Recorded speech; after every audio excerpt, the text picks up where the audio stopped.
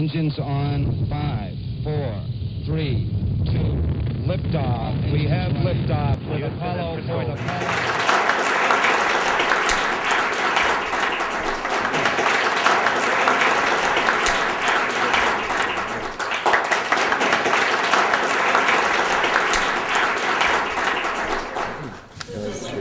I do want to sort of come back to the question of, if that is the case, in the worst case scenario that the school is the farm team, as you're putting it, then what do you teach? And I think that that question's come up a number of times, as far back as the 50s, et cetera.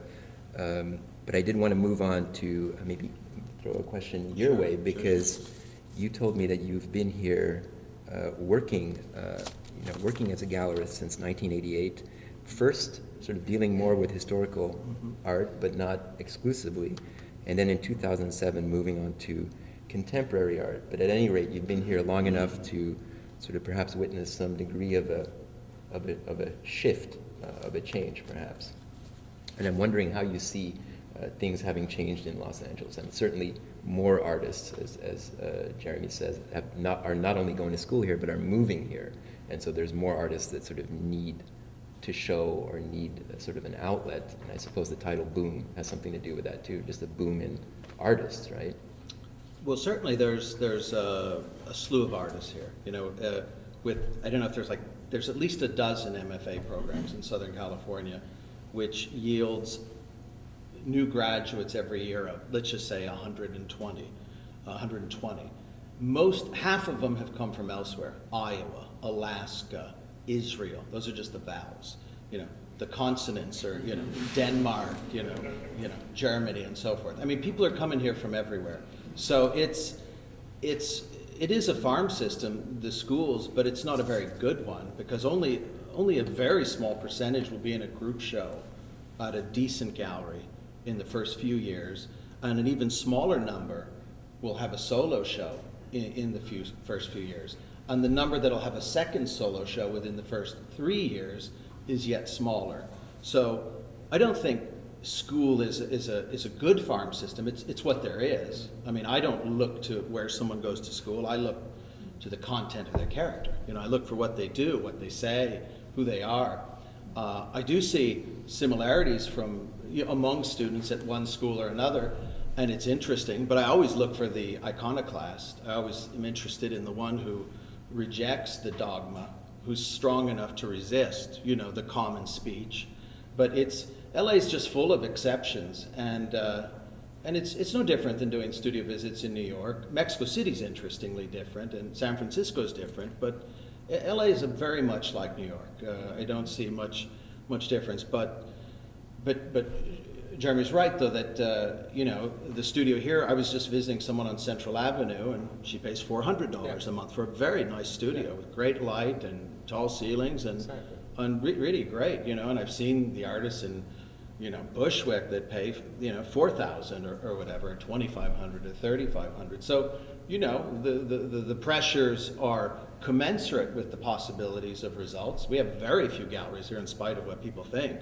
We have only a dozen galleries, in my view. I mean, very, very few galleries that do an international, standard job, and have the guts to really do it over and over again, in spite of the lack of support here. So it's a tough go. I wouldn't, say go to art school to have a career. It's not the, you can go to trucking school, learn how to drive a 18-wheeler, and have a better chance of making a living. But you got to do what you got to do. And as a gallerist, the more stubborn, the more persistent, the more dogged the individual, the more interesting it is. I mean, it's what you overcome as an artist, because very few people are Sterling Ruby.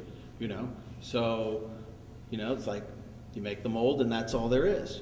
So it's a really tough go, but interesting is to be found here and in Iowa and everywhere. It's just the chances are greater here because there's more people. But I don't, in terms of change, I've changed, LA hasn't changed, I've changed. So whereas I used to just, spend my time looking through auction catalogs and, pickers coming to me and showing me, 1,000 paintings, to buy one. Now I look at, well, I don't know about 1,000 artists, but a lot of artists, a big number to choose one. And it's not all about like who's better or anything like that. It's who jives with me. Who do I respond to? Who could I show for 5, 7, 10 years and not sell a single thing and still be excited to do it? So it's not really any different than looking at old things. And if I were designing an MFA program, I would, totally have a different program than what they have, or at least I'd augment it. My 3, like components would be: one, art students have to go to the flea market and spend a little money to find a good thing. Have to learn what a good thing is. Got to know how to, know which piece of junk is better than the next piece. Just got to know. That's a Mike Kelly project. Yeah, I like it. I think it's great. The other thing is you got to climb a mountain just by walking. You got to be in nature, and you got to do it for like 7-8 hours. So you shut down all this stuff, and like we have a lot of mountains in LA. So people come to LA and they don't really know it. So I think that there's something about that you need to do, and I think curating a little bit is helpful to like interact with another artist to see what it's like on the other side, because artists so often come out with these notions of what it's like as an artist, and let's face it, I mean, it's a fairly narcissistic lot, and that's a good thing. You need to be I think a really great artist, or to be yourself anyway. But it's good also to know that, and then to see what it's like to be interacted with. Well, what you're saying, I mean, there's more galleries than there were perhaps in 1988. But now. relative to the number of artists, right. to the number of artists, there's fewer. So there's fewer. So Yeah. you could still say that the main magnet or the main draw for talent, so to speak, is these art schools, right? Well, I mean, look, the way you talked about, the art school is center. It's center when you're in art school. If you talk to someone who graduated from art school 10 years ago, it's not as much on their mind, and their circle is a new circle. If they have a gallery, that's their circle. If they were just in a big group show, whatever, that's their circle.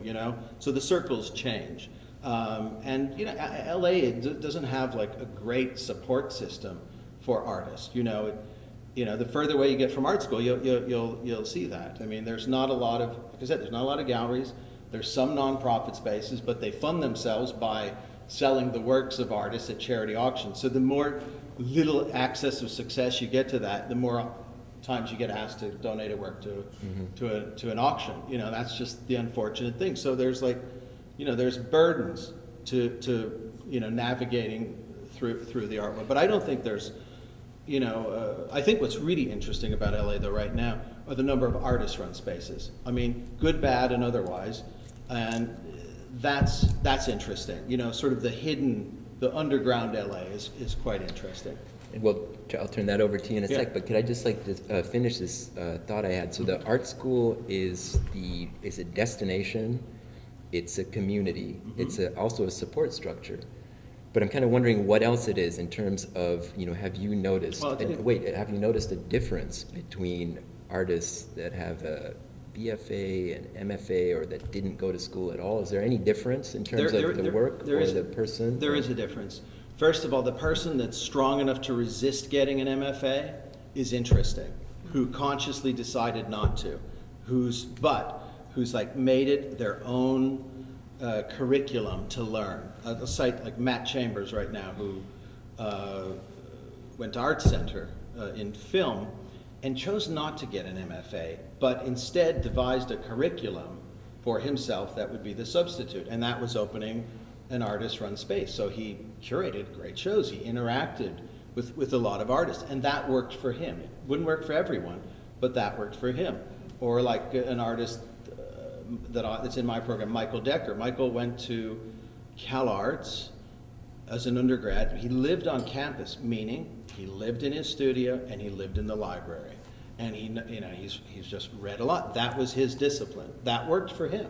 And I know sometimes he thinks, oh, I don't have an MFA, that's hurting me. And in his case, he's fortunate because I don't think it is hurting him, and I just keep giving him shows and doing this and doing that, so we try and overcome it.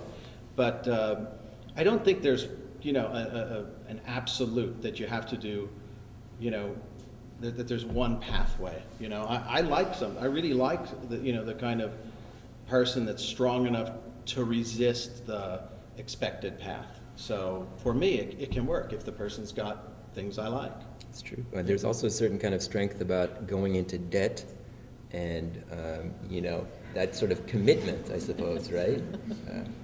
Look, I went to law school. I mean, you know, I did that, you know, partly because there was something specific I wanted to do with that, but I'm sure there was some pressure to do it, and you know, there was some debt, but it went away. But I totally understand the pursuit of knowledge and the need to have like a few years of just making work without feeling like there's another kind of pressure on you. So I think it's really a great thing, and probably the best thing that comes out of it for those who take advantage of this is like developing a circle, you know, developing your community, which, you know, leads to participation in group shows or whatnot, and, you know, just lifelong colleagues who may be honest with you or not, but, you know, that's another upside to going. Some who don't go or who come here from elsewhere have a harder time, you know, finding their way. I think the real center of LA is the Art Bar, though. Mandrake, I think, is the center of LA. You know, I do. Could be. Yeah, I was going to ask you, because you have taught, Eve, at a number of schools, right? Art Center, UCLA, something else? CalArts, Irvine, Riverside, CCA in San Francisco, School of Visual Arts in Cooper Union. Speak up. Can you hear me? Okay. Basically, you know, like every school I've taught at. Here and two in New York. But the thing is that, yeah, that provides a kind of support for artists because you can work here. And if you try to do that in New York, you can't live on that amount of money. You know, it's just I, you know, taught a couple classes when I was doing other things in New York, but it's just not enough money. But you can actually live on, like, if you teach 2 or 3 classes, it's enough to kind of get by on, barely. But I was also interested in your sort of curatorial activities and how, with the artist curated projects, or how you're organizing that, and perhaps as you know, in relationship to what Steve was talking about in terms of perhaps picking up some of the slack in terms of still lacking infrastructure, right? And again, this boom in terms of art students, this kind of excess of talent, so to speak. That, you know, you're seeing more and more of these types of projects, but I wonder how you see that kind of relay between teaching on the one hand, coming into contact with a lot of, you know, younger artists, and then the sort of second stage of actually sort of shepherding the artists into the sort of, I mean, it's still an artist-run thing, but it's more of a kind of worldly thing, let's say. Well, yeah, I mean, initially we didn't really work with, you know, we asked our friends to curate things. And a lot of the people that we worked with in the beginning were people that I went to school with like 20 years ago. That it was a combination of people that, like, we'd have 2 people in a show, and one person, for example, would be very successful, and the other one would have been making work for 20 years, would have a studio practice, and never had a solo show. But the work, you know, it just had something to do with the personality of the person. Like, one person was really good at sort of going out and talking to people, and the other one never really left the studio or had studio visits. But that is not to say that one person was better than the other. So we were interested in that because we were kind of frustrated with this idea that, like, there were these people that have a studio practice for years and never really show their work, and no one gets to see it. Now it's sort of evolving. Like, I'll do studio visits at, you know, like CalArts, and if I see somebody really good, I'll either write about them or, you know, try and help them a little bit, you know, if I think they're really interesting, especially if it's a woman, you know, because I think that they tend to need more help.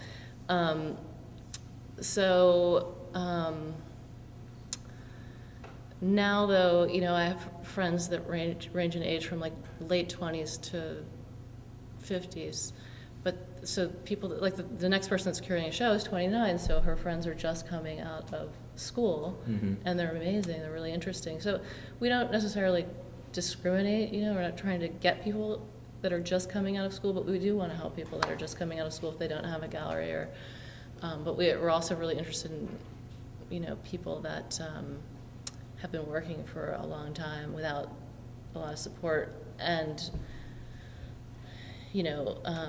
I've learned a lot from doing this, that it's generally has a lot to do with a person and not the outside forces. It's generally like this sort of introversion or that sort of something that they're not just able to do for themselves. So, but it's interesting to be able to help somebody do that, And do you see this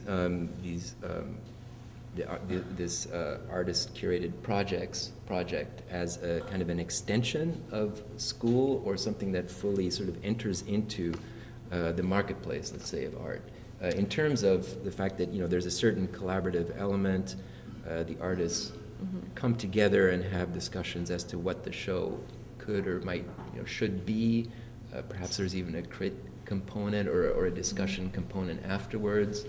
Again, these things would line up a little bit with a show like this one, which is put on by the artists themselves. I think they, to some extent, found the venue, hung the show, discussed what was, which schools were going to be in or out, or which works were going to be included and how many, printed up the flyers, the posters, etc. So there's that kind of element where you're still sort of, to some extent, operating with the kind of autonomy, like dealing with your whole situation, versus, of course, entering the market proper, where to some extent you surrender a lot of those aspects that come with school, the discussion. Right. I mean, you could wait for your review, but there's not that much discussion. There's not that much crit. There's not, there's not, and there certainly isn't anywhere near as much autonomy in terms of your sort of being able to have things exactly the way you want them. Right. I mean, I think one of the things that we do is we let people do whatever they want, and we don't, people are not necessarily trying to sell things, although we do sell things, and we think that that's an important part of supporting people,